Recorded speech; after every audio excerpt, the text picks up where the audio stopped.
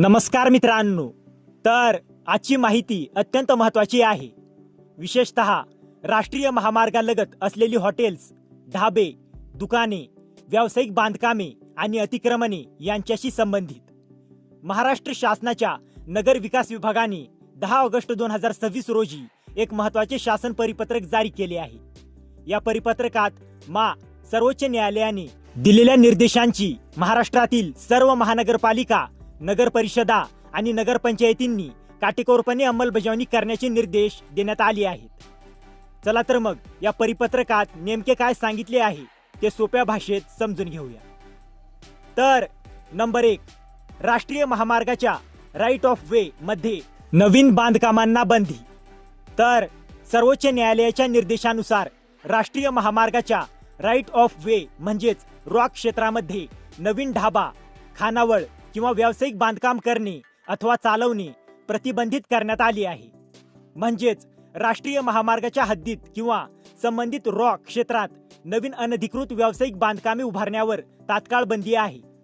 Number 2, अनधिकृत बांधकामांवर कारवाई.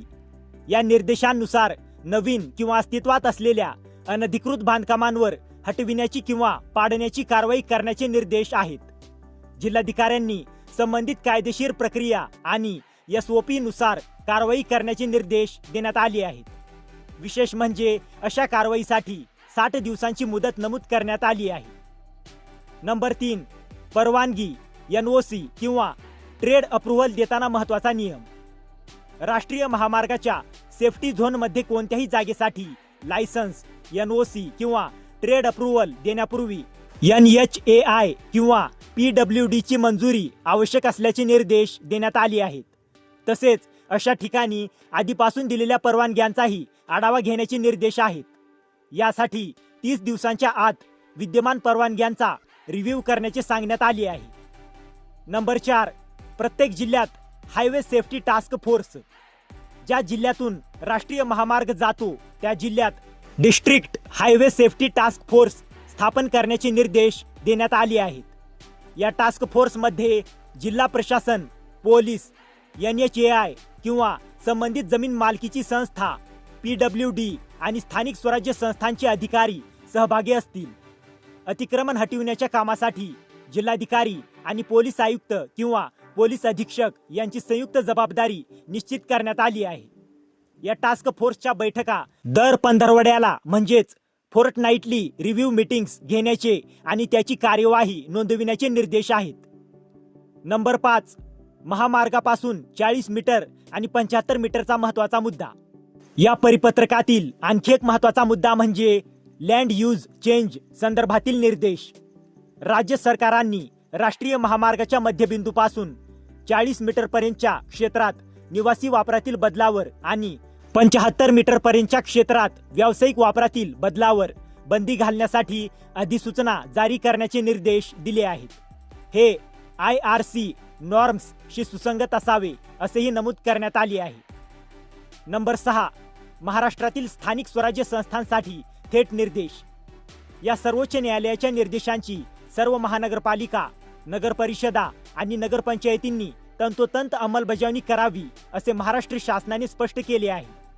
तसेच अंमलबजावणी करताना प्रचलित कायदे, नियम आणि शासन निर्णयांमधील तरतुदींचीही योग्य अंमलबजावणी होईल याची खात्री करण्याचे निर्देश देण्यात आले आहेत. सर्वोच्च न्यायालयाच्या आदेशाचा अवमान होणार नाही याची दक्षता घेण्यासही सांगण्यात आले आहे. तर मित्रांनो, राष्ट्रीय महामार्गालगत अनधिकृतपणे नवीन ढाबे, हॉटेल्स किंवा व्यावसायिक बांधकामे उभारणे आता गंभीर विषय ठरणार आहे.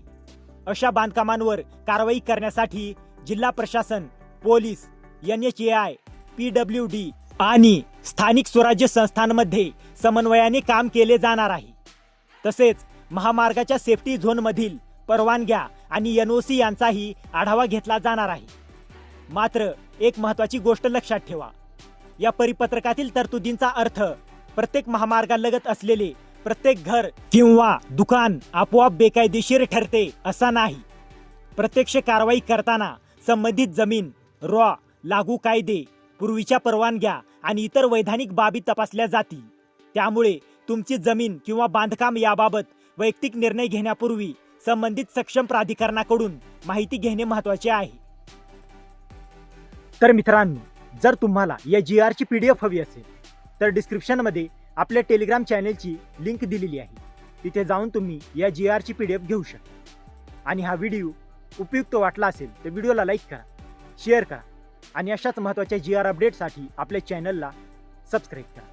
तर मित्रांनो, भेटूया अशाच एका महत्त्वाच्या पुढच्या व्हिडिओमध्ये. जय हिंद, जय महाराष्ट्र.